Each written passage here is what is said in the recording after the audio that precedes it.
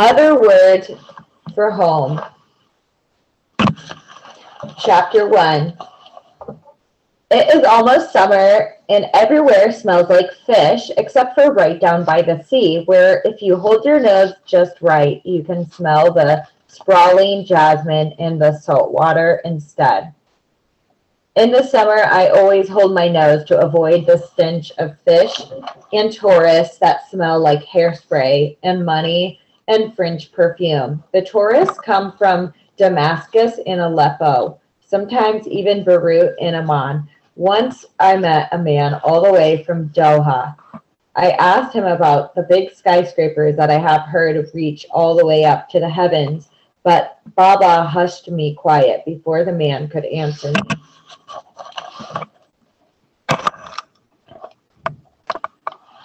Strangers, men.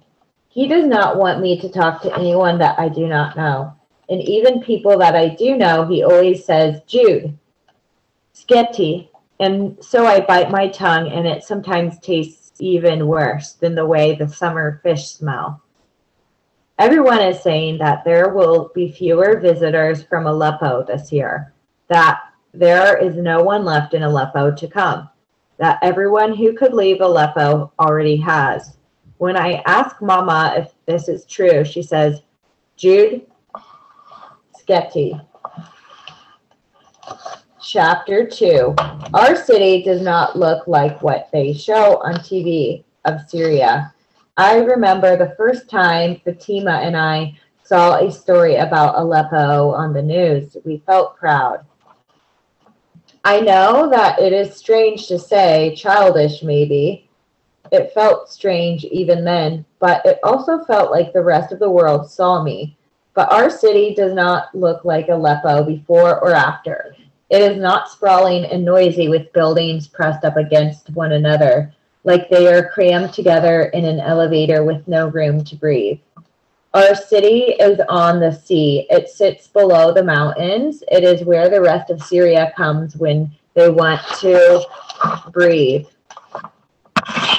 No one is going to come this year, Fatima says, and I wonder if that is because there is no one left who needs to breathe. Number 3. Fatima is 24 days, 6 hours, and 11 minutes older than me. She did the math. Fatima hates math, but loves when she comes out on top. We have always been friends. Mama and Aunt Amal have known each other since they were girls. We live across the courtyard from them, and sometimes when I was little, I would squeeze my eyes shut at night and pretend that Fatima and I were dreaming the same dream. When I was little, it was easy to imagine that. Fatima and I were always in step, 4 feet pointed in the same direction. But the last few months have been different. Fatima feels kilometers ahead of me now. Her dark curls aren't on display anymore, tumbling to her shoulders in unruly waves that remind me of laughter. Her head is wrapped in silk scarves that are bright and colored like jewels. She is one of the first girls in our grade to cover. She has blood between her legs. I am still waiting to bleed. I feel like I have something worth covering. 4. Fatima and I almost always have our asroneye together. Either Mama makes it or Auntie Amal. Fatima likes to have olives, green and black, so fat that you can stick your fingers inside of them and eat them one by one. I think olives taste like the sea, and all that salt makes me dizzy. I eat the jemne and the bread that Mama gets from Hiba's bakery around the corner because she knows it is my favorite. Hiba makes her bread as fluffy as a pillow. I eat so much of it that Mama always has to remind me that asrone is supposed to help me last until dinner, but it's not dinner. During asrone, we drink tea. Or Fatima drinks tea, and I drink sugar and mint with a side of tea. We watch old American movies that we bought with our Eid and birthday money. We watched Julia Roberts fall in love, and we watched Sandra Bullock track down criminals, and we watched Reese Witherspoon go to law school. Fatima and I both want to be movie stars, or Fatima also wants to be a doctor, but I only want to be a movie star. The wanting pulses so hard in my chest that it sometimes hurts. My older brother, Isa, used to watch the movies with us. He would sometimes even act them out with us, standing up on the couch, imitating Reese's way of speaking English, all slow and sugary. He used to until one day Baba came home from work early and walked in on us acting out the movies. Baba didn't say anything. Not even Jude, Skitty. He didn't even look at me, only at Isa. He shook his head and walked into his bedroom. Chapter 5. Fatima and I like to find bits and pieces of ourselves in the faces of movie stars. We have decided that Fatima has Sandra Bullock's dark eyes that are so expressive you could tell if she was laughing, even if her mouth was covered. Speaking of mouths, I have one, and it is big, like Julia Roberts. At least that's what I tell myself. Someday, I hope I will be a movie star, and some other little girl will look at me and say, I have her eyes, her nose, her hair, her laugh, and she will feel beautiful. Maybe someday, Julia Roberts will see me and think I have her mouth. I am walking down, this is chapter 6, I am walking down the shore with my favorite person in the whole world, my older brother, Isa. We are strolling down the stretch of beach that is open to everyone. Only people who, like Isa and me, have always lived here walk on this beach. Only people who don't have piles and piles of money walk on this beach. Soon, we will be able to walk anywhere we want, Isa says. Things are going to change. I follow his eyes to the other side of the beach where there are plush white chairs shaded by white and blue striped canopies. The chairs sit empty, but they are not open. The salty wind is whipping through Isa's dark hair, and he is wearing his serious face. His serious face is new. Isa used to love to sing American pop songs with me and Fatima at the top of his lungs. He knew every word of Madonna, Whitney Houston, Mariah Carey. Now he knows other words like revolution, democracy, and change, change, change. He is always talking about change. My feet sink into the sand, and I realize I do not want things to change. I want things to go back to the way they were, which I guess is another sort of changing, but it is not what Isa is talking about. The sky is melting overhead. The sun, like my feet, is sinking lower and lower, swirls of yellows and dusty pinks. Are you coming to dinner? It still feels strange to ask my brother this question. His presence at Gada used to be as certain as sunset, but now that has also changed. Isa's face switches again from serious to sorry, and I know he isn't coming. I'm meeting Saeed and Yasmin, he says, and Baba would tell you that my brother and his friends are plotting revolution.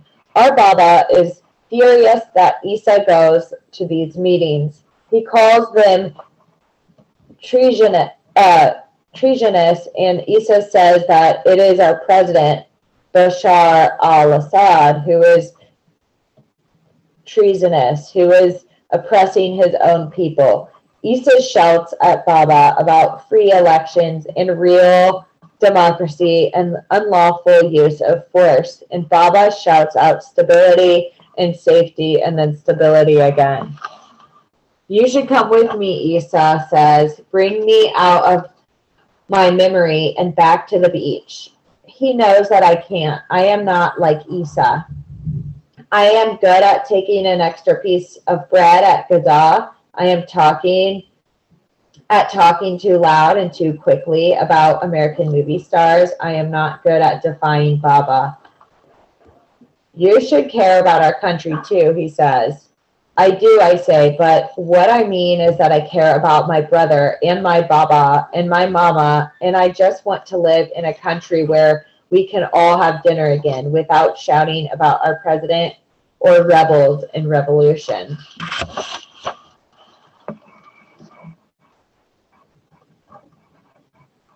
Chapter 7. Last summer, Fatima and I met a girl who was from Damascus. Her name was Samira, but she told us to call her Sammy, which was what her friend from London called her. London, she said. Did we know where that was? We said yes, which was true and not true. I've heard of London, but I wouldn't know how to get there. Sammy pronounced the word London like Mary Poppins does in the movie, and I almost laughed, but then I realized she wasn't trying to be funny. She was being posh, which is an English word she taught me. Sammy's family had lots of money. She was staying at the hotel right by the sea that has the fancy white chairs that are shaded with fancy white canopies. The kind of hotel that Issa hates, but I secretly like and dream about staying at one day. I picture myself as a famous actress coming home to visit, sitting on one of those fancy white chairs, reading a glossy magazine with my face on the cover. Chapter 8. The hotel where Sammy was staying is right around the corner from Baba's store, where he sells candy bars and soft drink and magazines to the tourists. His prices are much better than at the shops in the fancy hotels. Sammy was picking out a candy bar when she heard Fatima and me talking near the back of the store. Fatima and I like to hang out at Baba's store. Sometimes he gives us free Fanta, sometimes free chips, and there are always interesting people coming and going, especially in the summer. If we don't cause too much trouble, Baba lets us hang around. He would never admit it, but I think he actually likes when we come to visit him. You like American movies? Sammy said to us in English. She'd heard Fatima and me talking, so I knew she spoke Arabic. But she wanted us to know she also spoke English. Yes, Fatima said loudly back to her in English, even though Fatima's accent is not as good as mine. Baba gave us a warning glance from behind the counter, and we all slunk further down the aisle, hiding behind the Kit Kats and the M&Ms. Which films do you like? She asked, again in English. Fatima looked to me. My English has always been better than hers. Miss Congeniality, Runaway Bride, Legally Blonde, Practical Magic, Pretty Woman. The last two we weren't supposed to watch because witches and prostitutes scare Mama and Auntie Amal, but Issa bought us those movies from a store in our neighborhood that sells recordings of American movies. We hid the tapes in a box behind a pile of clothes that I don't wear anymore. Sammy frowned at us. Later I would realize this was the moment she decided Fatima and I were not posh. You like old movies. We gave her a blank stare, and she said, what about, she listed lots of movie titles we had never heard of. Later that summer, Sammy took Fatima and me to the movie theater that is right downtown by the fancy new shops that were built just for the tourists. Fatima and I never been to that movie theater or any movie theater, and we tried to pretend not to be stunned by the soft red velvet seats that are so dense you can make a handprint in the fabric, or the wide flat screen that is larger than anything I'd ever seen. We watched a new American movie that I didn't recognize any of the movie stars. They talked so fast, and I spent most of the time trying to keep up with the subtitles that rolled across the bottom of the screen. Afterward, Sammy said, see, now you will be able to talk about a movie that isn't 100 years old. I smiled and I didn't tell Sammy that I still liked Miss Congeniality better. Chapter 9. Today, the air is so soupy that it feels, sorry, just a second. Today, the air is so soupy that it feels like I am living inside someone else's mouth. I wake up at the sound of the first adhan, the muezzin's voice echoing through my room, but I do not get up to pray. Instead, I roll over and press my face into my pillow and pray for cool air and sleep.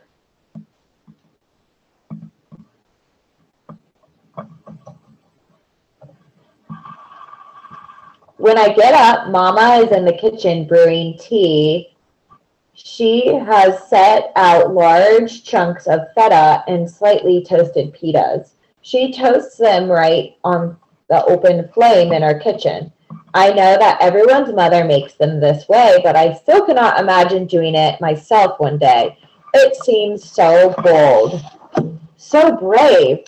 It is playing with fire. Baba has already left for work. In the summer, his store has extended hours. In the summer, he is a ghost that I do not see. I only know he exists by the footsteps I hear in the early mornings and late evenings. Mama is telling Isa to eat. She is telling him not to go to the march that is planned for today. Life is good. We should not tempt fate, Mama says. Life is not good for everyone. You only think it is good because that is what you have been told. You need to open your eyes, Isa says. I stretch my eyes as wide as I can. I want him to laugh, but he just shakes his head. I used to be able to make him laugh, but not anymore. I have not heard him laugh in ages. We live in a town where most people do not speak ill of our president, but my brother does. So do his friends who attend the local university. They have ideas about how the world should be. Isa says he wants to live in a country where anyone can be anyone they want to be. I don't understand what my brother means when he says this. I wish I understood exactly what my brother wants to be. Our president's family grew up in the mountains to the north of us. And if you listen carefully, you can hear the whispers rolling down the mountains, telling us to stay quiet and be grateful. The president's ancestors are powerful spirits. We live in a town that needs tourists. Revolution and war are not good for business. But my brother doesn't care. My brother, who no longer will imitate Reese Witherspoon or sing Whitney Houston with me. My brother wants to see things change, and I just want to hear him laugh again. I do want to make a correction. What I read earlier, I accidentally pronounced the H in Arabic. This is Arabic word adhan. The H is silent. My student who speaks Arabic corrected me there. All right, and this is the last chapter of this section, chapter 10. Mama forbids me to leave our apartment on the day of the protest. She tries to forbid Isa, but of course he does not listen. I sit on the couch by the small window and I look out into the courtyard. It is as quiet as always, maybe even more quiet. The two benches are empty. The one potted plant of mint has grown out of control. It smells like strong tea and is spilling out of its container, taking over everything around it. No one knows how the mint got there. Someone should do something about that. But everyone is waiting for someone else to do it. We are still waiting. I stare at the window of Fatima's apartment. I keep thinking I will see her sitting by the glass, listening, watching, and waiting, just like me, but I don't see her. I pace back and forth by the window. Sometimes I think I can hear the protests I stretch my ears for miles and miles, itching to catch a sound of the angry students with their signs. Imagining my brother's face, red and angry, chanting about freedom and democracy, words that I know but don't quite understand. I know my brother is shouting for his country, but I also feel like he is shouting at Baba. I do not think Baba is listening.